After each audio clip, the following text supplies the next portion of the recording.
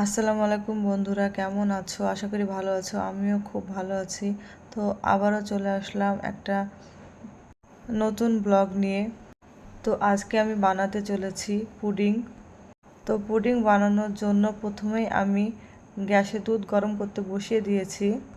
ওই দিকে দুধ গরম হচ্ছে আর এইদিকে আমি চিনির ক্যারামেলটা তৈরি করে নিচ্ছি। তো চিনির ক্যারামেলটা তৈরি করার পরে আমি যে বাটিতে কেকটা বসাবো সেই বাটিতে ক্যারামেলটা ঢেলে নিলাম। তো চিনির ক্যারামেলটা বাটিতে ঢেলে নেওয়ার পর বাটিটা ঠান্ডা করতে বসিয়ে দিলাম।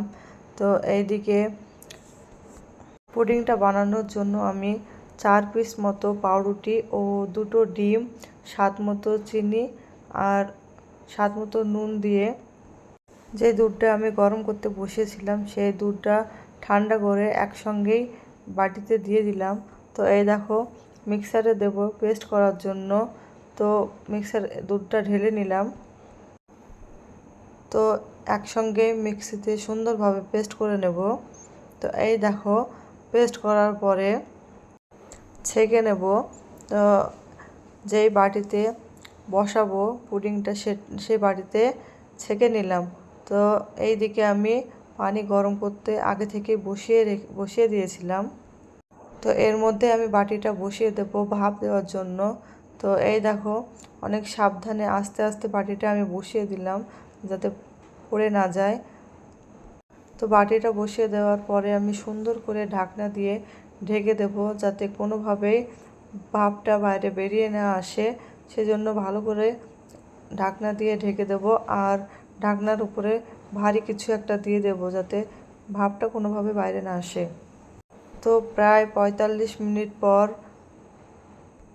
আমি একবার চেক করে নেব যে সুন্দরভাবে ভাপটা দেওয়া হয়েছে কিনা। তো এই দেখো, তো হতে আরও একটু বাকি ছিল, সেজন্য আরও 10 থেকে 15 মিনিট মতো আমি ভাপে বসিয়ে রেখেছিলাম। তো আবার 15 মিনিট পরে আমি এই দেখো বাটিটা তুলে নিয়েছি। বাটিটা একটু ঠান্ডা হওয়ার পরে আমি সুন্দরভাবে থালাতে পরিবেশন করব। তো এই দেখো কত সুন্দর হয়েছে। আশা করিনি এতটা ভালো হবে। তো দেখতে খুবই সুন্দর হয়েছে। তো এবার কেটে দেখার পালা আর খাওয়ার পালা। তো এই দেখো তোমাদেরকে দেখাচ্ছি। তোমাদের যদি ভালো লাগে তো অবশ্যই একবার বাড়িতে বানিয়ে খেও। তো আমার ছেলে পুডিংটা দেখে ভাবছে কেক, সেজন্য কাটার জন্য বায়না করছে। তো এই দেখো পুডিংটা কাটা হয়ে গেছে, এবার খেয়ে দেখার পালা। তো চলো আমরা পুডিংটা মজা করে খাই। আর তোমরা অবশ্যই কমেন্টে জানিও কেমন হয়েছে। দেখা হবে নেক্সট ভিডিওতে।